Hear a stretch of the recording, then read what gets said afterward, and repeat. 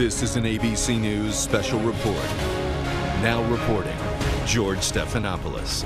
Good morning. We're coming in right now with breaking news related to the impeachment investigation of President Trump. The Department of Justice and the White House have just released the transcript of the July 25th phone call between President Trump and the Ukrainian President Zelensky, where they discussed Joe Biden and a possible investigation into former Vice President Biden. I want to bring in our Chief Justice Correspondent, Pierre Thomas, who's at the Justice Department right now. You've seen the transcript, Pierre. You've been briefed. Tell us what you know. George, the bottom line is that the President of the United States did, in fact, speak with the President of Ukraine and make a direct pitch for the President of the Ukraine to investigate Joe Biden and his son. Here's one of the quotes that jumps out at me. There's a lot of talk about Biden's son, quote, that Biden stopped the prosecution, and a lot of people want to find out about that. So whatever you can do with the Attorney General, that would be great. The Attorney General he's referring to is Attorney General Barr. The President invokes the name of Attorney General Barr and also Rudy Giuliani, who he said would be looking into the matter. He said that both men were going to reach out to the President of Ukraine and ask him to get started on this. And George, the President of the Ukraine indicated that he was going to investigate the matter. Yeah, they had a fairly extensive conversation about this. The President of Ukraine talked about wanting to meet with Rudy Giuliani. The president mentioned that he wanted to enlist the Attorney General in this. What has the Attorney General said about the fact that the president mentioned him in this phone call? Well, George, a rather extraordinary set of events took place after the Inspector General got word of this whistleblower complaint.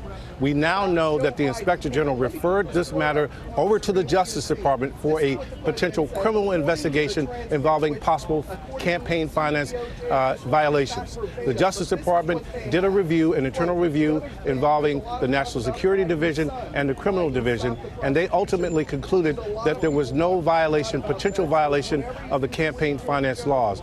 They also say that Attorney General Barr was not involved in knowing about this request by the President of the United States, that he never talked to the President about this particular request, and also that he never spoke with Rudy Giuliani about this request either, George. And Pierre, in the course of this phone conversation, the President does not only mention Joe Biden, the possible investigation of Joe Biden, he also talks about this CrowdStrike issue, which of course that was related to the hacking of the DNC emails back in 2016, and asked the President to look into that as well. He did, George. He seemed interested in wanting to know what role the Ukrainian government might have played in that. Also, George, he mentions in a very derogatory way Special Counsel Bob Mueller. You remember that this is one day after Bob Mueller appeared on Capitol Hill. He talked about how incompetent Bob Mueller as well, George. And finally, Pierre, they also discuss investigating the woman, the Foreign Service officer, who had been the U.S. ambassador to Ukraine up until the time that President Zelensky was inaugurated.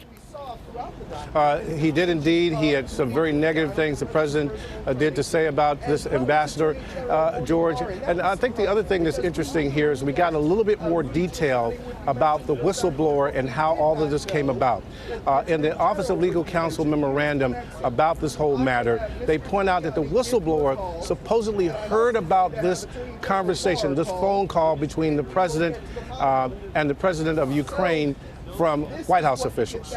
Pierre, finally, before I let you go, we do have the president saying, as you mentioned in the phone call, that he would like to have the Attorney General call the president so he can get to the bottom of all this, saying you have a lot of assets. The Attorney General is saying he never spoke with the president about any of this?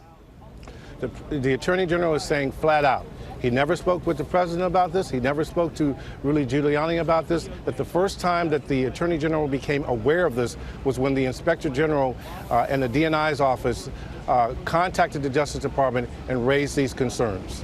Okay, Pierre Thomas, thanks very much. I want to bring in our Chief White House Correspondent, John Karl, for more on this pretty extraordinary bits of information packed into this phone call. Of course, the top headline, the president clearly asked for Joe Biden and his son to be investigated. And I think this will be seen as even more damning than anticipated, George. The president is explicitly asking for help here. And look at the words he is using. The White House will say there was no threat, there was no quid pro quo. But the president first says the United States has been very good to Ukraine. And then he says, I would like you to do us a favor. And the first favor is to look into the CrowdStrike issue you mentioned. And he says, he brings up this server. It's not clear what server he's talking about. I can think of only one server that's been in the news regarding all this, the Hillary Clinton server. And he says the server, they say Ukraine has it. I don't know where that's coming from, but he's asking for an investigation into that. He also has that cryptic comment, your economy will be getting better, at a time when we know he had been withholding some $400 million in aid. So I think that this will be more explosive than even than anticipated. And it's interesting that the White House decided to put this out, and we were being told over and over again, this won't be so bad once people see it, because this looks damning. And it's a multi-tiered effort. I mean, remember when Rudy Giuliani first said he was going to go to Ukraine, there was an uproar over that, and he in fact had to pull out the trip. But what we see here is Rudy Giuliani involved, the president saying Bill Barr is involved, although he denies it, and of course the direct request from the president. And the president bringing up the attorney general more than once. I mean, he is saying, my attorney, I'll have my attorney general, I will have Rudy Giuliani contact you. He is explicit here. Dan Abrams. So I think one of the critical things is, what has the president said about it up to this point, right? The president had initially talked about the possibility that this was a discussion about trying to root out corruption, right, in Ukraine, trying to ensure that the money was going to the right places, et cetera. There's almost nothing about that in this letter, in this transcript. This transcript is almost, you can say, largely about the personal agenda of the president. I mean, when you read through it, the majority of what the president is talking about is with regard to personal agenda items. The CrowdStrike, Hunter Biden and Joe Biden. He repeats again and again. The ambassador. Yeah, the ambassador. Who was on President Obama's side, according to right. Talk to my attorney general, et cetera. And so when you're talking, again, the most important point, though, is the Biden piece, right? I mean, you can say that the Hillary Clinton piece is inappropriate, shouldn't have done it. But when you're talking about trying to get information about your potential 2020 rival, you're now crossing into the potential legal issues, right? You're now talking about the possibility of influencing an election. And that's different than just looking back. Let's break that down a little bit, of course. And we should remind everybody, this is the day after Robert Mueller testifies on Capitol Hill. And there's a difference between what is illegal and what is impeachable. To begin with the legal, first of all, as Pierre reported, you had this criminal referral from the Intelligence Inspector General sent to the Justice Department, cleared by President Trump's Justice Department. Yeah, I mean, look, that's almost meaningless, right? I mean, the reason you have a special counsel or an independent counsel is because you don't want the president's appointee judging the president on something this important. That's why when people said, well, Bill Barr came to his own conclusion about the Mueller report. Well, the whole reason that Robert Mueller was asked to come in was so the attorney general wouldn't have to make those sorts of determinations. And here you are seeing the attorney general apparently, or at least the Department of Justice, making a determination on these very important questions. And deciding to not turn over to Congress the complaint. Because like you said, George, and this is important, there is a difference between what is illegal and what is impeachable. And this gets into that question. And the president brings up himself that Mueller had just testified. And this is a very interesting part of the transcript. He said, as you saw yesterday, that whole nonsense ended with the very poor performance by a man named Robert Mueller, an incompetent performance. I mean, first of all, extraordinary that he's bringing up Robert Mueller in a conversation with the president of Ukraine.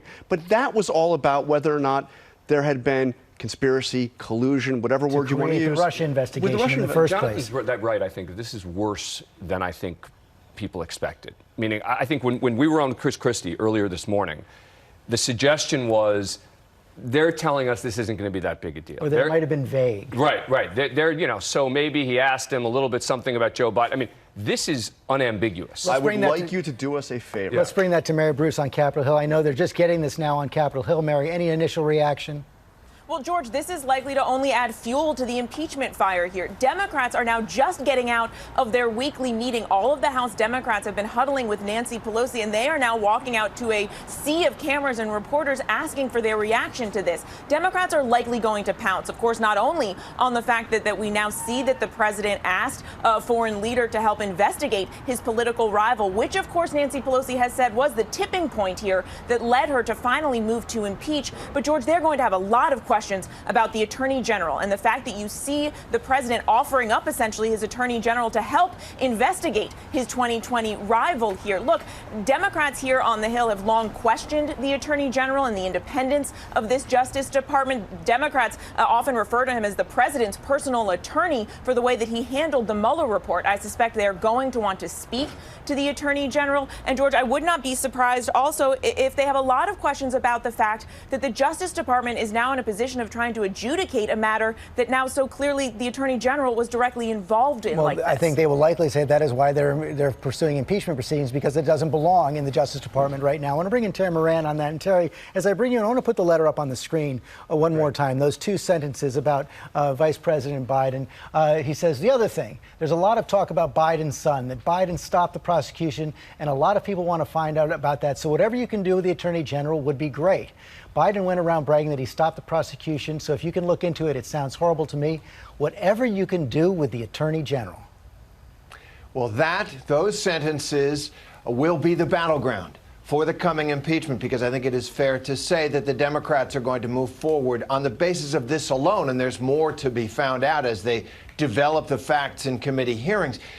And the question will be before the country, are those sentences, are the president's actions in the national interest or in his own personal political interest? He will argue corruption is a huge problem in Ukraine. It's part of the problem with giving money to Ukraine. It ends up in the wrong hands. President Obama was aware of that. The EU is aware of that. And he will argue that Vice President Biden's son, Hunter Biden, who was on the board of directors of a major energy company, which is involved in some of that corruption, was a legitimate subject of national interest. And that's what he's talking to the president of Ukraine about. But I understand that'll be the defense. Does it pass the smell test once he explicitly mentions the name Joe Biden? Well, Joe Biden was involved in the dismissal of a prosecutor. That prosecutor actually had dropped the investigation of the company that Hunter Biden, Joe Biden's son, was on. So that'll be hashed out. But there's no question that the impeachment will be, is the president operating cynically, corruptly, abusing his office for his personal political gain here, trying to pressure this leader to help him in an election? Or is he pursuing the national interest? That will be the question. Terry raises a really important point about the timeline here, right? The prosecutor in Ukraine, who was eventually dismissed, was investigating this company Burisma in 2013 for actions that happened in 2013. Hunter Biden joins the board in 2014. And so there's no evidence at this point that Hunter Biden was part of the initial investigation. Well, that's point number one. Point number two is that the prosecutor who Joe Biden was pushing on, this was part of an international effort that Biden was a part of, an entire administration-wide effort to take this prosecutor out because he wasn't going after corruption cases hard enough. Correct. And you go back and you read some of the media coverage from back then of when the Ukrainian prosecutor was eventually pushed out. And it's talking about all this international pressure, how much pressure had been put on Ukraine to get rid of him. Look, I mean, it didn't smell right. You had the vice president's son making tens of thousands of dollars a month with a retainer, and you have the vice president. There's an appearance problem. But just look at this. Why would that be of pressing concern right now? What would happen in 2014? Why would this be a pressing concern to be a central part of his call with the president of Ukraine? And there's a very important point here, too, George, is when the president asks him to do this investigation. If you look, it comes right after, in this transcript, right after President Zelensky brings up the issue of military help from the United States. And then the very next sentence from the president is, from President Trump, I would like you to do us a favor, though. I would like you to do. So you're asking for something, but I've got a favor. I got something I want from you. Mary Bruce, we're getting reaction from the House Speaker.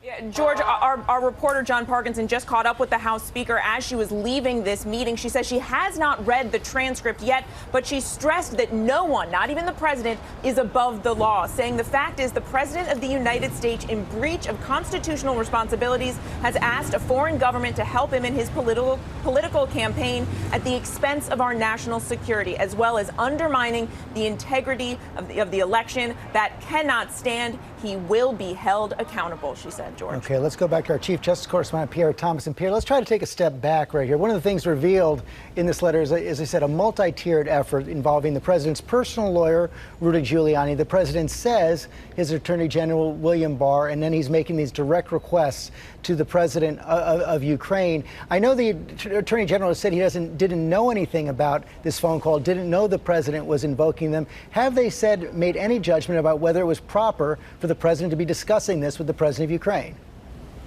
They have not made any judgment about that. So far, the Justice Department solely looked at whether it was a campaign finance violation, George. But one of the things that jumps out at me when you look at the transcript is the degree to which Giuliani is playing a role in this. He's not a member of the Trump administration per se, but he's clearly playing a role where the president is invoking his name. And get this, George, the president of the Ukraine insists that a member of his staff has already been in contact with Rudy Giuliani and that he was perfectly open to furthering this investigation with Rudy Giuliani, George. John Carl, as we look at this now, as we get this, and we still haven't seen the whistleblower complaint, I want to pick up on what Mary was saying. She thinks this is going to fuel the calls for impeachment. Hard to imagine, and you already have 200 members of Congress, more than 200 members of Congress for impeachment before this transcript comes out. What happens next? Well, look, first of all, you've already had the Speaker of the House come out and basically make the argument not for an impeachment process, but for impeaching the president. And Adam Schiff this morning, the Democratic chairman of the House Intelligence Committee, said based on what we already know, he should be impeached. So I think even before this comes out, the House was clearly moving in the direction towards impeaching the president, and it's hard to see how this does anything but not add fuel to that. One of the questions, Dan Abrams, is going to be how broadly do they define articles of impeachment if indeed they decide to pursue them? Right, and it's something we talked about before, which is that in previous recent impeachment proceedings, Nixon and Clinton, they went broad. They went for abuse of power. There were numerous counts under each of these sort of broad buckets. And here you've got to believe that they're likely to try and be more narrow, that they're likely to try to be able to want to convince the American public that they're not overreaching. The question becomes, is it overreaching or is it overdue? And I think that they're really going to have to prove to the American people it's overdue. And Terry Moran, it is really setting up a classic clash. It's going to involve constitutional principles, political principles, national security, the president versus the executive, the president, the executive branch versus Congress. Absolutely, because the next step is the patient development of facts and evidence. And to do that, they will have to get the Attorney General before Congress. They will have to get the Secretary of State before Congress. Rudy Giuliani says Mike Pompeo asked him to go to Ukraine. And so while we have the transcript, what the Democrats will want to do is bolster the evidence in this transcript with witness evidence and others. And among those people who would have been listening into this call as a matter of routine, John Bolton, the National Security Advisor, the former National Security Advisor, he'd be called to testify too. It appears that we are going to be getting the impeachment hearings with potential public interest that didn't materialize after the Mueller investigation. Again, one more time, the White House has released the transcript of the July 25th phone call between President Trump and President Zelensky, where he did indeed ask the Ukrainian president to look into Joe Biden. We're going to have much more during the day. The president is going to meet with President Zelensky later this afternoon. We'll be back for that. I'm George Stephanopoulos in New York. This has been a special report from ABC News.